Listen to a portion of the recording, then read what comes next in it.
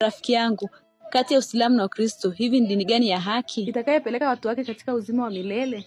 Hakuna dini itakayepeleka mtu peponi, kwa sababu dini sio mpango wa Mungu. Rafiki yangu, sipendi sana kuongelea dini kwa sababu nitakera mashabiki zangu. Hapana, mashabiki zako ni werevu, kwa sababu maneno yako mpumbavu hawezi kuyaelewa. Wewe nijibu vizuri, kwa nini useme dini sio mpango wa Mungu?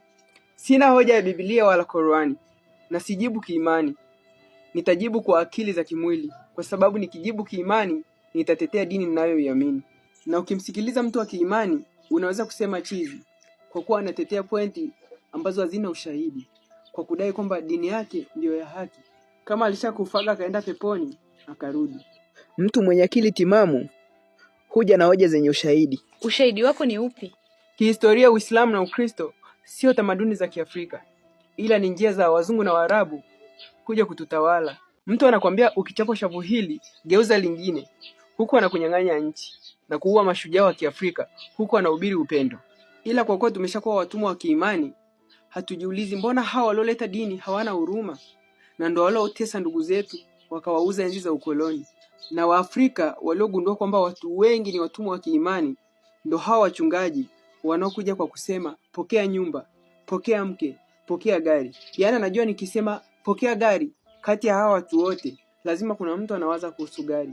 Nikisema pokea mke, pokea hela, anajua lazima katika haya maneno nitashika wajinga. Anakuja Mwarabu, anakuja mzungu, wanakuletea dini. Alafu katika dini yao wanakufundisha uchoyo ni dhambi. Ili akikuletea nguo za mtumba, wewe umpe mashamba eka 10.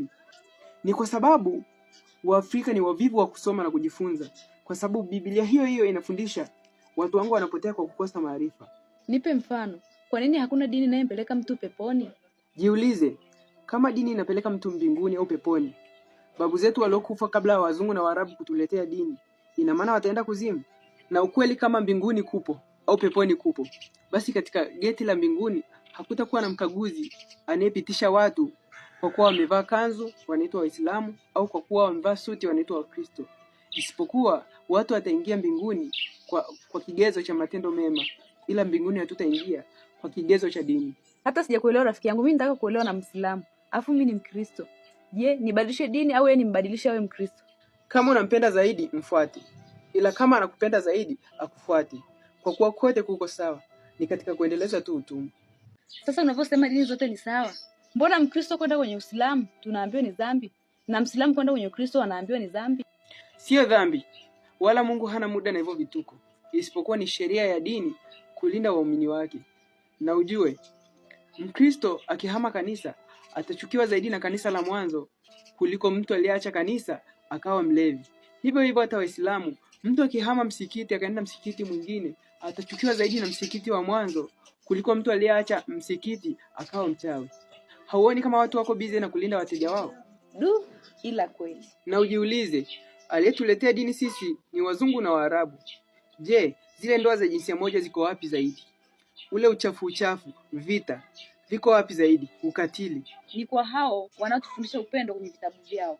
Kwa hiyo kama mbingu ipo na unataka kwenda huko, fanya matendo mema. Ni kwa nini unasema kama mbingu ipo?